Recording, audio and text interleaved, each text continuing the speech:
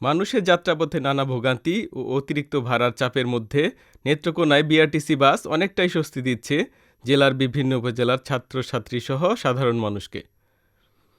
তুলনামূলক কম ভাড়ায় নিরাপদ ও আরামদায়ক যাতায়াতের সুবিধা পাওয়ায় প্রতিদিন কর্মজীবী মানুষ, শিক্ষার্থী ও নানা শ্রেণী-পেশার যাত্রীরা উপকৃত হচ্ছেন। হাফ ভাড়া দিয়ে যাইতে পারতেছি, যাতায়াতের সুবিধা।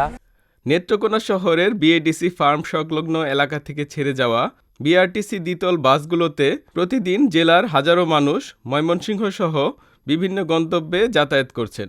বিআরটিসি বাস চলাচলের ফলে যাতায়াত ব্যয় কমার পাশাপাশি নির্দিষ্ট সময়ে গন্তব্যে পৌঁছানোও সহজ হয়েছে বলে জানিয়েছেন শিক্ষার্থীরা। তো বিআরটিসি বাসের সিটগুলো অনেক বড় বড় হয়, এছাড়াও স্টুডেন্ট টিকিটের সুবিধা আছে যা অন্য কোনো বাসে থাকে না। এছাড়া চাকরিজীবী, ব্যবসায়ী, রোগী ও সাধারণ যাত্রীরাও বিআরটিসি বাস সেবায় সন্তোষ প্রকাশ করেছেন। একই গন্তব্যের অন্যান্য বাসে না থাকলেও বিআরটিসি বাস স্টুডেন্ট ভাড়ার সুবিধা দিচ্ছে বলে জানালেন নেত্রকোনা বিআরটিসি বাসের কাউন্টার ম্যানেজার।